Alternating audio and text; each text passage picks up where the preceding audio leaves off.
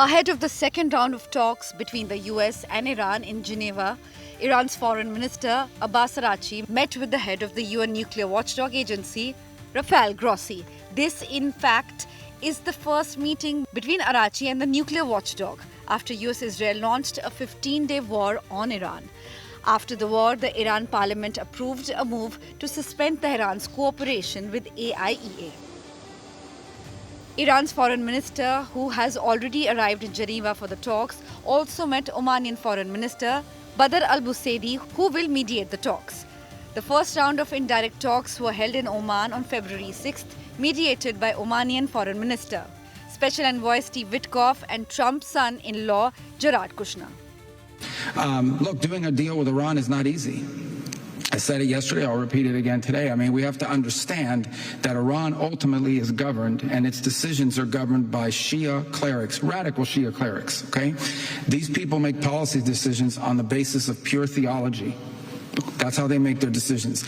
So it's hard to do a deal with Iran. We've always said it's hard, but we're going to try. That's what the president is trying. I'm not going to prejudge those talks. I'm certainly not going to negotiate with Iran here in front of the press and on the stage. Our negotiators are on their way there now. They'll have meetings. We'll see what happens. We're hopeful there's a deal. The president always prefers peaceful outcomes and negotiated outcomes to things. He's a president that's shown his willingness to talk to anyone and meet with anyone.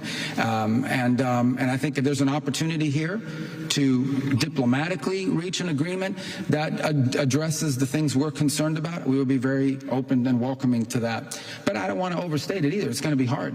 I mean, we're dealing, it's been very difficult for anyone to do real deals with Iran because we're dealing with radical Shia clerics who are making theological decisions, not geopolitical ones. But let's see what happens. I hope it works out. We all hope it works out.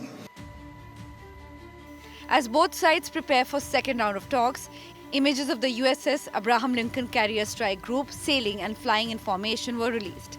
The US is preparing for week-long operations if Donald Trump were to launch an attack on Iran.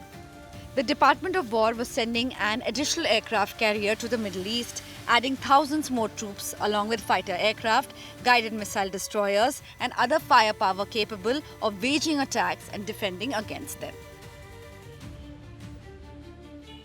On the other hand, Iran's Revolutionary Guards Navy held a drill in the Hormuz Strait to test the readiness of the Guards' naval units to protect the waterway.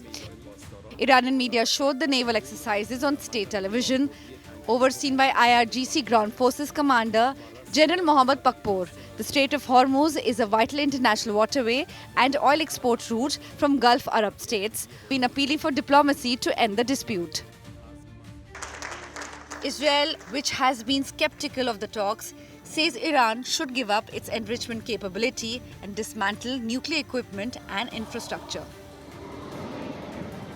Not hide from you that I express my skepticism of any deal with Iran because, frankly, Iran is reliable on one thing. They lie and they cheat. But I said that if a deal is to be reached, it should have several components that we believe are important not only for the security of Israel, but for the security of the world. There shall be no enrichment capability, not stopping the enrichment process, but dismantle the equipment and the infrastructure that allows you to enrich in the first place. Last weekend, an estimated 350,000 people marched on the streets of Toronto as part of the Global Day of Action rally. Demonstrators carried Iranian flags and called for a regime change in Iran in the wake of a deadly nationwide protests. With Mahashweta Lala, Bureau Report, India Today.